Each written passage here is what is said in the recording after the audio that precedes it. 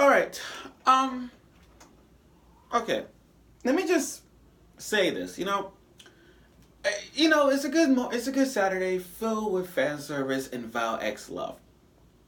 So in this review of Val X Love episode 5, I like to take a stand on this and say this guy is not doing his job as the guy in a harem. Like, let me just say this. Okay, in every harem anime, there's a guy who has multiple girls. And the luckiest people, like Rito from To Love Ru, Issei from High School DxD, Basara from Shimamano Testament, hell, even Minato from Sakire. The reason I say those three because they own to their mistakes. The three I just mentioned, like they own their mistakes and they always fix it. Okay. With Akuma in this episode, I just felt like, is he serious right now? Is he serious? He needs to like grow a pair and get this fear of people out of his system right now. I just like to him, he just ruining the harem. To me, I think he ruined it so bad to that point where I'm like, this guy's gonna drop his girl piece by piece by piece. And up to that point where I'm like, this guy needs to step up. So I'm watching episode 5, and kick things off with a festival. Him and going on a date with all the other sisters, going in this festival in the school in this school. And like every festival, there's always gonna be things happening. Not, I don't mean like majority wise, but every festival anime, there's always like a thing, like more like a coincidences or a happening or anything bad or good about it. But I like how he goes out with this other Valkyrie girl with the headphones. Now, like I said, I'm not good with names. I'm not good with that, but I'm just gonna describe it a little more. So, he going out with one of the sisters with the headphones. The one that makes sounds to increase their abilities, increase all the sisters' abilities. He's living it. And her calling Oni-chan, it's one of those harem girls. Like, by harem girls, I mean like, every harem got like a big sister, little sister, big-breasted girl, flat-chested girl. Like one of the girls in the rivalry argues with the other girl in the rivalry. You know what I mean? Like that kind of a harem kind of thing. And one is a pervert. Okay. So I see Akuma going to this cafe with the Valkyrie girl. And she didn't, I'm not saying I don't like her, but she's stepping up a bit. I mean, literally, she put her hand on this kind of a just juice pudding, vanilla juice, whatever. And it started like, make Akuma lick it like this. Just started eating. And it got her tone on. She is so S&M material. Like, not only that, Akuma slipped, his hand slipped, the whole juice fell on her, and she literally took off her clothes in front of it. She took off her clothes and just said, would you like to lick down here? I don't want to put in words, but still, she is that type of girl who doesn't care.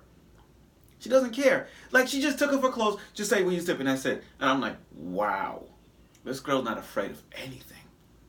She could just, like, to her, it's like, she don't care. She don't care. Like, and when I mean don't care, like, it doesn't matter if Akuma slip and fall on her. She doesn't care. That's what I'm trying to get at. Now, aside from that, the eel scene. The eel scene. Okay, let me just get to this point on the eel scene. We're talking full-on eel. A real-life eel. Not those fake ones. A full eel. Going down Misa, the green hair girl, Valkyrie. Just going down, slithering all the way around her. And they in the haunted house. Him, Misa, and the little sister that make the cannon, the tech, with the long pigtails anyway. They're in the haunted house. And everybody, and you can't scare Akuma, because I kind of laughed at him, but saying, you're not, like, you're scarier than them. So, it was good at one point, but then that eel came in and it's just slipping all the way down. And Akuma is so scared, but he tried his best to touch her in every place just to get the eel. But, man, this is why I said Akuma's making bad mistakes. First off, you left her alone. to put the eel in the water. Like, I understand you trying to make a good responsibility. I know you're trying to be a good person, trying to do things right, but come on. You left one of your harem girls in a haunted house, all tingly from the eel, and you decided to take that eel and turn it back. Oh, like, are you serious? Are you serious right now? This is why I'm talking about Akuma right now. It's one of the main characters in this harem that kind of fucking it up. I'm like, are you serious right now? Then you fucked up even worse. Like, I said this worse, but you made it even worse by Akuma saying, oh, I don't want to go to dance with Natsuki. I mean, it's not like I don't like her and all, but I got this feeling people are going to hate me because I'm going to dance with a popular girl. Who the fuck cares? Who the cares? I'm like, if this guy don't get his fear out of his fucking way, he may not get a chance. Okay, I get it. Natsuki's the popular girl in school. Okay, I get that. But still though, he's making things bad for himself by not having the freakish audacity to know what you just said that was so stupid that you upset her. You just said, like Akuma just said, hey, I'm not going to dance with her. It's not that I don't like her. It's just that I'm just afraid around people. That's one. And two, if they see me going out, if they see me dancing with the most popular girl, they're gonna jump me and all that stuff. I'm like, you're big. You're big. Okay? You can handle that shit. You could beat the crap out of him, but still, Akuma just, you hurt her feelings and you're making things worse for yourself. That's what got me mad. Then you let the villain, who eats McDonald's, I don't know how, because he's a demon, my bad. He ate 3 Big Macs, he got like Big Macs, apple pies, sodas, all that stuff. Then he just pierces Akuma through the stomach. And I'm like, wow, to be honest, that's kind of what he gets. I know it's hard for me to say that, but that's kind of what he gets. And then you meet the big sister, the captain of the sisters. She is brolic. We're talking big sister, like the captain of the sister, with that cross on her head. She is brolic with a spear, walking around with a spears. She is broken. I can see why, but damn, she is strong. I give her that.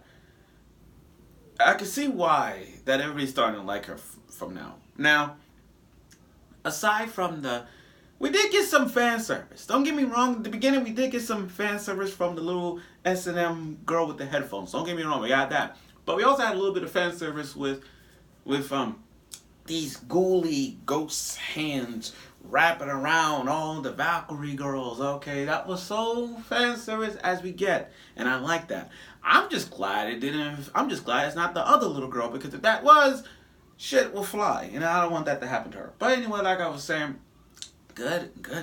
Now, I do give Akuma a little bit of credit.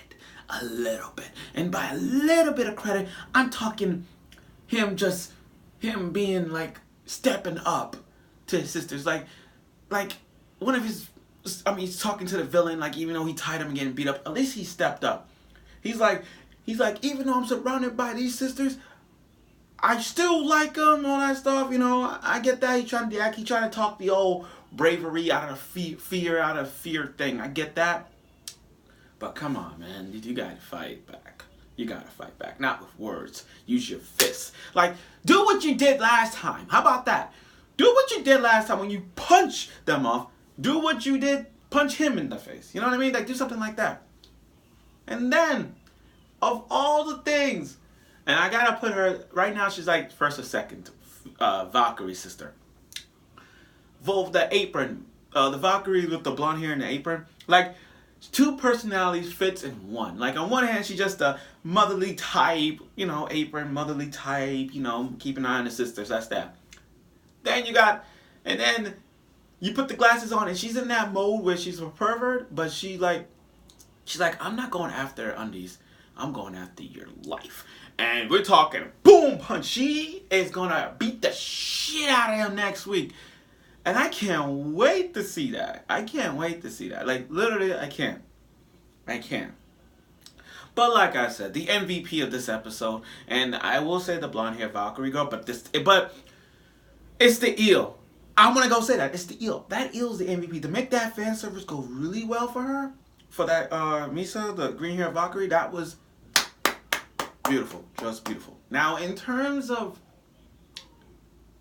in terms of girl in this episode, I gotta give it to that Valkyrie, that color on each on the one with the headphones. That I give her credit, because how you start off with her taking off the clothes and just open up her legs and saying you could lick whatever you want. I'm like, she's stepping up to her S&M classics. You know what I mean? She is being the master, and he's the slave.